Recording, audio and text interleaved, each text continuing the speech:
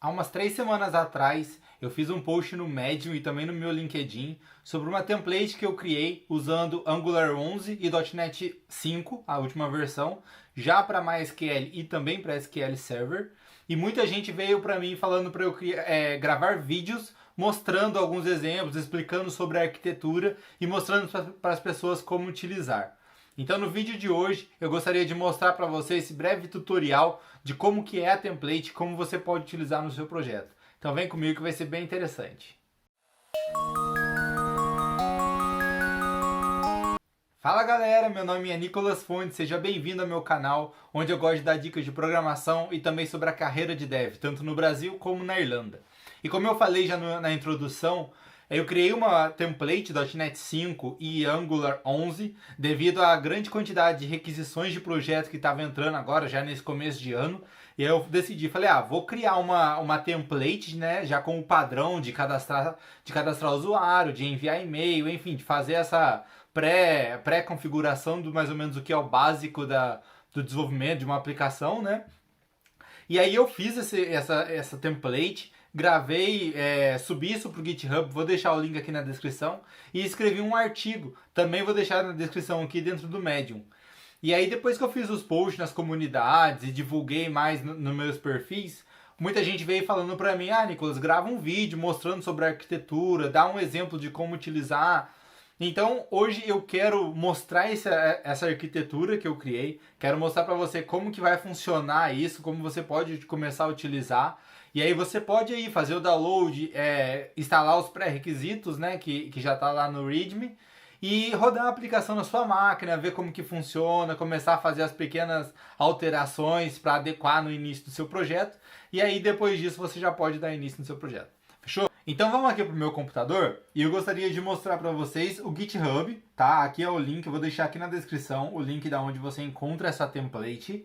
E aí aqui já tem o README já pré-preparado sobre a demo, que ainda está em progresso, que é isso que eu estou fazendo, né? E aí quais são os pré-requisitos e as tecnologias utilizadas. Eu já fiz o download, você pode vir aqui fazer o clone, né, do projeto como um todo. Se você quiser propor novas features, novas ideias para esse projeto, fique livre para fazer isso, tá? Pode criar aqui uma nova branch, criar e abrir uma pull request para mim depois. Aí aqui eu já estou dentro do projeto, eu baixei ele aqui na minha máquina. Então eu tenho aqui a minha solution, ela é separada por pastas e eu vou explicar cada uma delas primeiramente. Primeiro de tudo é a pasta 0, que eu chamo como a pasta inicial do projeto, que é onde eu criei meus primeiros testes unitários. Ainda não criei para todos os módulos que eu já fiz, porque embora não sejam muitos, eu quis só poder dar uma ideia de como que isso funcionaria para que as pessoas comecem a desenvolver o projeto e utilizem muito essa parte de testes unitários. Então aqui eu tenho uma única template e eu separei aqui por projetos. Então você pode ver que application.services é referente ao projeto application, a pasta services, tá? Então o que tiver aqui dentro vai estar sendo feitos os testes aqui. Aí eu posso criar por exemplo, web.controllers e aí eu começar a fazer os testes unitários da controller e aí assim vai. Então aqui a primeira parte são os testes unitários. Aí agora pensa como uma sequência para nosso sistema gerenciar, tá? O jeito que eu gosto de trabalhar nas minhas templates de projetos, eu acho que eu já falei nisso quando a gente criou uma template .NET Core, tem já uma playlist aqui mostrando como criar. Então se você nunca criou e você tem a intenção de criar uma do zero, eu recomendo muito você procurar aqui no canal a playlist sobre o tutorial completo de como criar uma template .NET Core. E aí aqui é o nosso projeto web. Aqui dentro de Client App eu tenho o meu projeto em Angular. E aí aqui na minha Controllers eu tenho todas as minhas APIs que vão comunicar. Essa layer é só responsável para receber a requisição vindo do cliente, que é o front-end, verificar se ele tem permissão ou não para acessar essa API, e aí já mandar para uma classe de serviço que ela vai ser responsável por saber o que fazer com isso, tá? Então vamos definir responsabilidades por cada camada. Então, por exemplo, se eu abrir a user, você pode ver que, por exemplo, para eu fazer o cadastro de um usuário, eu estou mandando para dentro da service post. Eu só estou fazendo isso.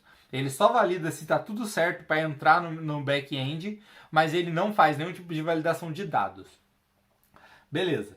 Feito isso, vamos para o nosso projeto Application, que é a segunda camada desse projeto, vamos dizer assim.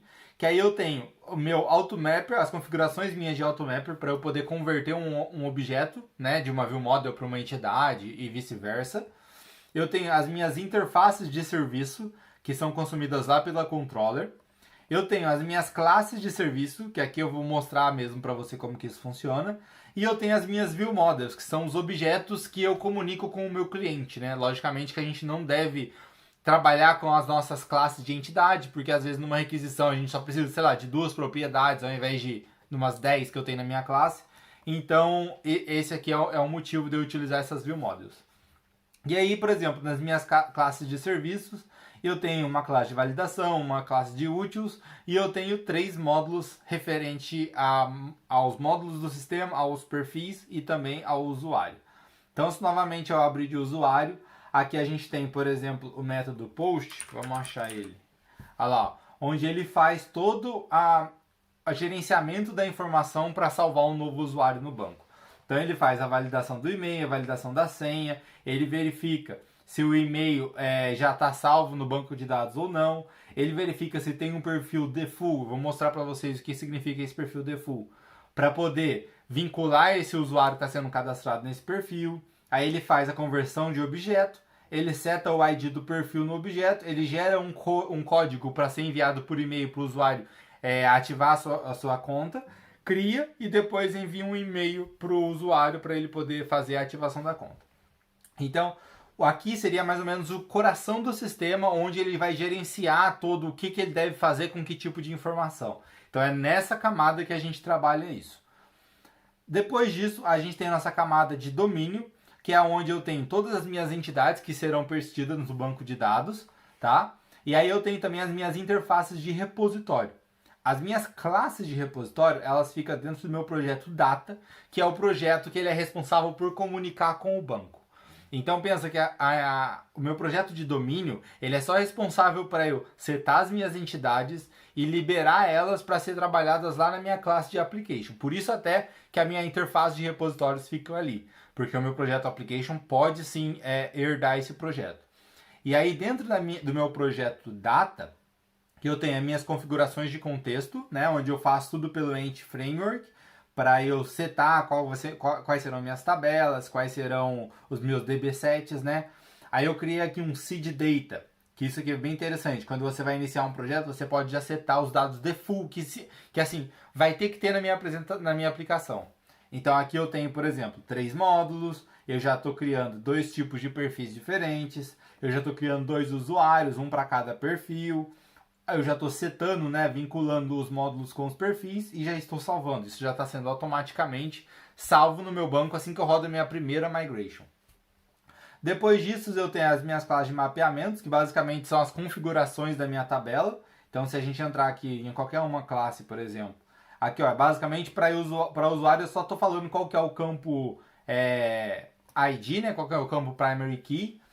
Então, aqui você pode setar tamanho que você quer que o campo seja, sabe? Por exemplo, uma string você pode setar que é 30 caracteres, 100 caracteres e assim vai. Você pode falar o que é obrigatório, o que não é.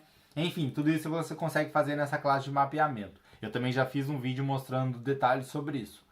Aí aqui eu tenho as minhas migrations para utilizar pelo Entity Framework, né? Então, por exemplo, se eu preciso modificar uma propriedade da minha classe de usuário, eu vou lá, mudo no meu projeto de domain, mudo aqui, adiciono um novo campo, venho no meu Package Manager Console, gero uma nova migration, dou um update database e ele já atualiza o banco de dados para mim. Se você nunca ouviu falar sobre isso, Nicolas, o que é essa code first e tudo mais, comenta aqui embaixo, que aí depois eu gravo um vídeo mostrando exemplos especificamente sobre isso, que a gente consegue dar uns exemplos mostrando como que é bom utilizar esse code first, tá? Então eu poderia gravar um vídeo sobre isso depois.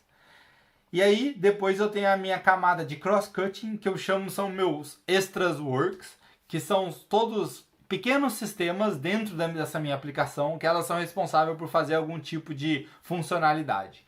Então aqui eu tenho o meu projeto de autenticação, onde eu gero os tokens, eu valido o token, eu cato qual que é o usuário logado pelo token, enfim, toda a parte de autenticação eu faço nesse projeto.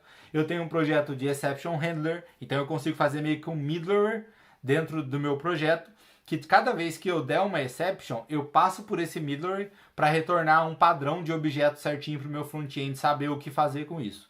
Depois disso eu tenho a minha classe de injeção de dependência, meu projeto de injeção de dependência, o IOC. Depois eu tenho o meu projeto de notificações, que eu aqui no momento eu só utilizo por e-mail, né? Então se a gente entrar aqui, por exemplo, eu só tenho o meu serviço de e-mail, mas se eu quiser no futuro implementar um de SMS, eu posso criar ali dentro mesmo um serviço de SMS e já vai estar integrado na minha aplicação. E eu tenho um outro projeto que é o Swagger, que é a documentação da minha aplicação. Tá? Então a gente consegue vir aqui e aí saber tudo que tem na nossa API. Tá? Isso aqui é o back-end, eu mostrei para vocês todo o back-end. Eu vou rodar minha aplicação agora, porque ela leva um tempinho para rodar, quando está rodando assim a primeira vez. E aí depois, enquanto isso, eu vou mostrando para vocês como que é a minha arquitetura do front-end especificamente. Então ele já está rodando aqui, vou minimizar. E aí se a gente entrar aqui novamente em Web, Template e Client App, aqui é um projeto basicamente em Angular. Quando você cria um projeto do zero em Angular já está assim. E a gente vai trabalhar especificamente com a Source, tá? Então aqui dentro da Source, para ser bem simples de explicar, dentro de App, por exemplo, eu criei todos os meus módulos. Então eu tenho um account, dashboard, home, login, o meu cabeçalho e os meus users, que é um módulo sobre isso. Eu tenho todas as minhas classes de serviço. Então eu tenho uma classe que vai gerenciar o alert da minha aplicação. Eu tenho uma classe que vai gerenciar os erros. Eu tenho uma que vai gerenciar os módulos, que vai buscar as informações dos módulos, né, no banco de dados. E eu tenho uma que é a que vai buscar as informações de usuário, vai comunicar. Ó, pode ver que aqui está tudo comunicando. Eu passei aqui a minha URL, mas isso aqui é só para poder fazer o teste hoje, mas teoricamente você nem precisa mostrar essa parte aqui, basta retornar normalmente. Eu até vou confirmar aqui para vocês. Olha lá, ó, ele até está fazendo com uma outra URL. Ah, não, é essa mesmo. Então é só para a gente poder mostrar como que isso vai funcionar. Aí dentro disso, e aí para cada módulo eu tenho meu HTML e o meu TypeScript, que é para gerenciar a informação lá dentro do site. Então, por exemplo, lá na de usuários, se a gente abrir o HTML, depois eu vou mostrar rodando a aplicação, né? Mas aqui eu tenho a quantidade de usuários, um botão para ver a lista de usuários. Aí aqui eu tenho uma div, que ela é basicamente um form para ver os detalhes de nome e e-mail de todos os usuários. E uma outra div que ela só mostra se a view for igual a list, que é para mostrar todos os usuários, e aí eu clico no botão para ver detalhes, e aí eu abro essa outra div aqui, tá? Vamos verificar se rodou já a nossa aplicação. Aqui, ó, a aplicação rodou. Então, depois que você instalar os pré-requisitos e abrir aqui, você pode ver esse detalhe. Vou clicar aqui em Login. Pode ver que eu posso criar uma nova conta, vai enviar o e-mail, vai confirmar tudo certinho. Recomendo você fazer esses testes aí, tudo. Você vai ver que vai criar isso no seu banco de dados. E aqui, se eu colocar, por exemplo, o meu login e senha, eu acho que é esse aqui. Olha lá, ó. Eu loguei e perceba que já trouxe aqui alguns módulos, tá vendo? Olha lá, ó, dashboard, users, account e logout. Se a gente vir aqui no meu context, lá no meu data, context, se a gente vir aqui, perceba que eu cadastrei dois usuários, admin e o user. Então agora eu vou, como o user ele é do perfil 2, que é do perfil de usuário especificamente, perceba que vai vir outros módulos aqui, ó. Não vai vir o módulo de users, porque ele não é um usuário administrativo com a permissão de ver todos os usuários da plataforma. Então, por exemplo, se eu dar o logout, colocar isso aqui, colocar a mesma senha e entrar, olha lá, ó, perceba que já veio outras informações aqui. Basicamente, o account é que o cara consiga mudar os detalhes pessoais da conta dele, né? O dashboard ainda não tem nada, poderia ter números, gráficos e tudo mais, né? Isso vai de acordo com o que você precisa para sua aplicação. E se eu sair e logar novamente com o admin, vamos logar com o admin, porque aí a gente consegue mostrar um módulo específico sobre a aplicação. Aqui eu já tenho meio que um get all, e eu tenho o get by ID, e aí aqui eu tenho já tipo o nome e o e-mail de cada um. Logicamente que eu não deixei editar aqui, né? Devido ao fato de que isso aqui é uma lista de todos os usuários, então a pessoa não pode editar os dados dos usuários. Porém, por exemplo, aqui em My Account eu posso colocar aqui demonstração e esse aqui é um put que vai atualizar os dados do usuário logado, tá? Então eu já fiz aqui, olha lá, perceba que já atualizou no banco de dados, já está retornando para a gente. E aí é isso que a nossa aplicação faz. Vou dar um logout, aqui na página inicial tem todos os detalhes sobre as tecnologias utilizadas, os pré-requisitos, tem uma pequena documentação aqui sobre como deve ser feito. A parte do Swagger, só vamos analisar rapidinho aqui. Deixa eu lembrar qual que é a URL especificamente. API documentação. Então, se a gente rodar aqui API documentação, a gente abre o Swagger e a gente tem a documentação de todas as APIs que a gente já tem disponível dentro da nossa aplicação. Então, conforme você for criando novas APIs, já vai mostrando aqui, tá? Então, esse já é um projeto bem encaminhado assim para você já dar início nos seus. Pode baixar, fazer lá, renomear os projetos, renomear as classes conforme você precisa. Se tiver algum tipo de dúvida, como renomear os projetos certinho, sem perder nenhuma referência, mande aqui nos comentários também que eu posso ajudar com isso. E eu espero que você tenha entendido, espero que tenha deixado claro, espero que tenha surgido o interesse em você em baixar isso, verificar como que funciona. Se você está começando agora, estudando sobre .NET Core, .NET, recomendo muito você ter essa template, porque você consegue ver códigos reais aqui dentro da plataforma, verificar, nossa, mas por que faz isso, por que faz aquilo, por que eu tenho essa diferenciação de responsabilidades por camadas. Enfim, é um projeto para estudo, é um projeto que você pode sim pegar isso e já dar início num projeto pessoal seu, num projeto dentro da empresa que você trabalha. E qualquer tipo de dúvida, qualquer tipo de sugestão que você tenha a fazer, recomendo, deixa aqui nos comentários, me dê um feedback sobre o que você achou disso. E aí a cada dúvida a gente pode ir conversando sobre isso, eu posso gravar vídeos sobre isso, eu posso te explicar como que vai funcionar. E aí a gente vai debatendo mais e tentando fazer essa template cada vez melhor. Tá certo? Vou ficar por aqui. Se você curtiu, deixa o like, se inscreve no canal, passa para mais pessoas, para poder as pessoas também estar cientes sobre isso, né? Principalmente a galera que está começando, tá com aquela motivação legal para poder fazer um estudo melhor. E fica esperto que em breve temos mais vídeos. Forte abraço!